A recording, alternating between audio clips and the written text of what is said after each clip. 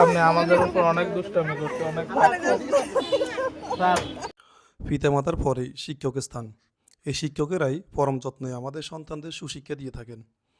বিদ্যালয়ের শিক্ষক এবং শিক্ষার্থীদের মাঝে গড়ে ওঠে অন্যরকম সম্পর্ক।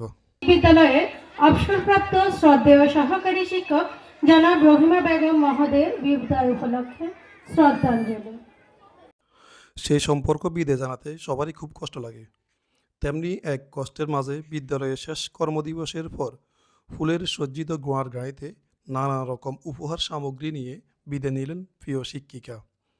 এই যেন রাজকীয় বিদায়।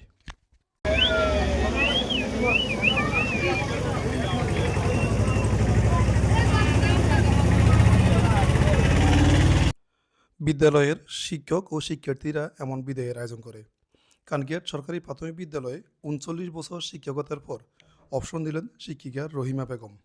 দিনটি আমার হৃদয়ে একসাথে আনন্দ এবং বিষাদের এক মিশ্র অনুভূতি কাজ করছে। আনন্দ এই কারণে যে একটি দীর্ঘ কর্মজীবন সাফল্যের সাথে সম্মানের সাথে শেষ করে নতুন এক অধ্যায় পা রাখছি। এ সময় শিক্ষক সুমন চন্দ্র পালের সঞ্চালনায় অনুষ্ঠানের সভাপতিত্ব করেন সহকারী উপজেলা প্রাথমিক শিক্ষা অফিসার জনাব ওয়াহিদুর রহমান।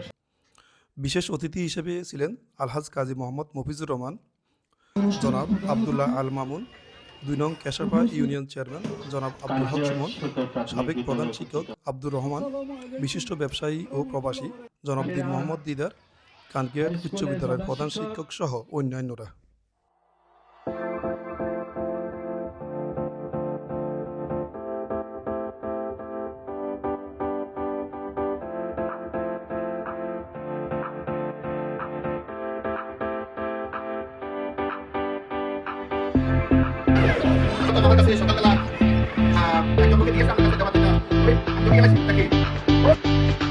বিদায়কালে শিক্ষার্থীদের জন্য দোয়া করে গেলেন এই বিদায়ী শিক্ষিকা। বিদায় নিয়েছেন বরাকান্ত হৃদয়ে, বিপরীতে ওনার সহকর্মীরা সহ শিক্ষার্থীরা কেঁদেছেন।